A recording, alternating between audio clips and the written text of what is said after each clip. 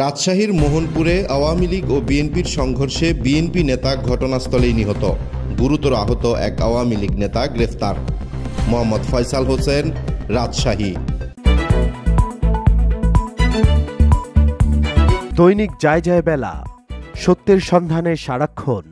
রাজশাহীর মোহনপুর উপজেলায় আওয়ামী লীগ ও বিএনপির সংঘর্ষে হাসুয়ার কোপে একজন নিহত। ঘটনাটি ঘটে বৃহস্পতিবার ২৬শে সেপ্টেম্বর বিকাল ৫ ঘটিকার সময় ধুরুইল ইউনিয়ন বড় পালসা গ্রামে। নিহতের নাম সাদ্দাম মণ্ডল।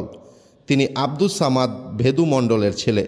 প্রত্যক্ষ ও পুলিশ সূত্রে জানা যায়, নিহত সাদ্দাম বিএনপি স্বেচ্ছাসেবক দলের এক সংগ্রামী নেতা ছিলেন।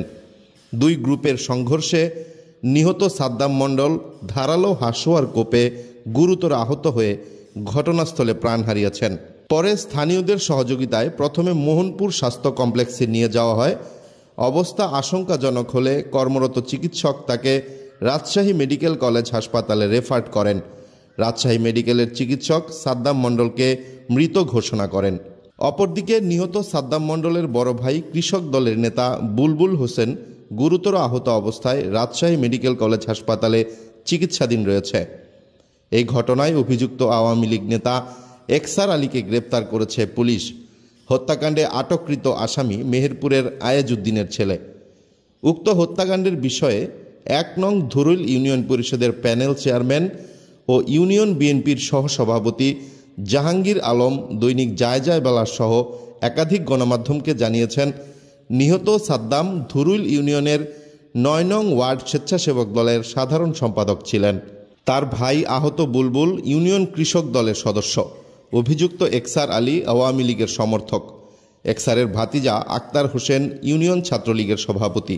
এ বিষয়ে মোহনপুর থানার অফিসার ইনচার্জ আব্দুল হান্নান দৈনিক যায় যায় বেলাকে জানিয়েছেন, রাজনৈতিক বিষয় নিয়ে একসার আলীর সঙ্গে প্রায়ই কথা কাটাকাটি হতো কৃষক দলের নেতা বাবুলের।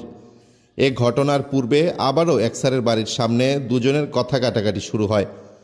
এরই এক পর্যায়ে আওয়ামী লীগ কর্মী একসার বাড়ি থেকে হাসুয়া এনে বুলবুলকে কোপাতে শুরু করেন। বড় ভাইকে কোপাতে দেখে তাকে রক্ষায় এগিয়ে যান বুলবুলের ছোট ভাই সাদ্দাম হোসেন। এ সময় সাদ্দামকেও কুপিয়ে গুরুতর আহত করা হয়। পরে এলাকার লোকজন তাকে উদ্ধার করে মোহনপুর উপজেলা স্বাস্থ্য কমপ্লেক্সে নিয়ে যান। তবে হাসপাতালে পৌঁছার আগেই তার মৃত্যু হয়। হাসপাতালের চিকিৎসক তাকে মৃত ঘোষণা করেন। আহত বুলবুলকে রাজশাহী মেডিকেল হাসপাতালে পাঠানো হয়েছে। ওসি আরও জানিয়েছেন, ঘটনার পরই অভিযুক্ত আওয়ামী লীগ কর্মী একসার আলীকে আটক করা হয়েছে। তার বিরুদ্ধে মামলা হবে। নিহত ব্যক্তির লাশ ময়নাতদন্তের জন্য রাজশাহী মেডিকেল কলেজের মর্গে পাঠানো হয়েছে।